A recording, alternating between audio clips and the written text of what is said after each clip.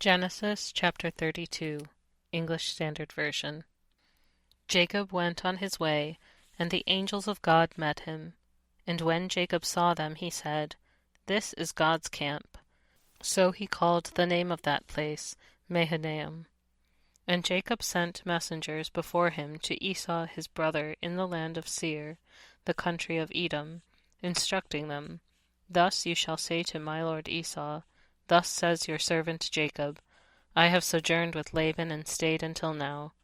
I have oxen, donkeys, flocks, male servants, and female servants. I have sent to tell my lord, in order that I may find favor in your sight." And the messengers returned to Jacob, saying, "We came to your brother Esau, and he is coming to meet you, and there are 400 men with him." Then Jacob was greatly afraid and distressed. He divided the people who were with him, and the flocks and herds and camels, into 12 camps, thinking, "If Esau comes to the one camp and attacks it, then the camp that is left will escape." And Jacob said, "O God of my father Abraham, and God of my father Isaac, O Lord, who said to me, Return to your country and to your kindred, that I may do you good. I am not worthy of the least of all the deeds of steadfast love and all the faithfulness that you have shown to your servant. For with only my staff I crossed this Jordan, and now I have become 2 camps. Please deliver me from the hand of my brother, from the hand of Esau, for I fear him, that he may come and attack me, the mothers with the children. But you said, I will surely do you good, and make your offspring as the sand of the sea, which cannot be numbered for multitude."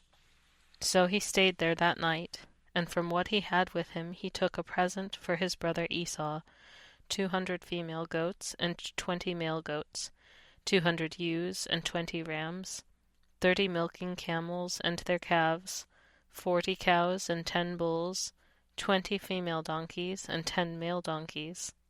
These he handed over to his servants, every drove by itself, and said to his servants, "Pass on ahead of me, and put a space between drove and drove." He instructed the first, "When Esau my brother meets you and asks you, To whom do you belong? Where are you going? And whose are these ahead of you?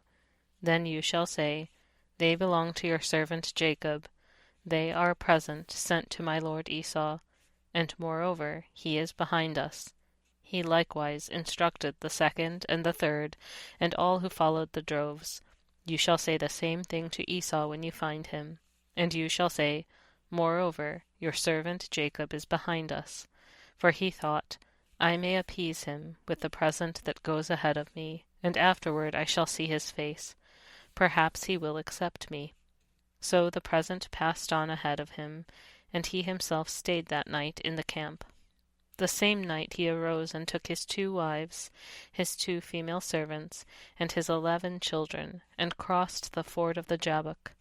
He took them and sent them across the stream, and everything else that he had. And Jacob was left alone, and a man wrestled with him until the breaking of the day. When the man saw that he did not prevail against Jacob, he touched his hip socket, and Jacob's hip was put out of joint as he wrestled with him.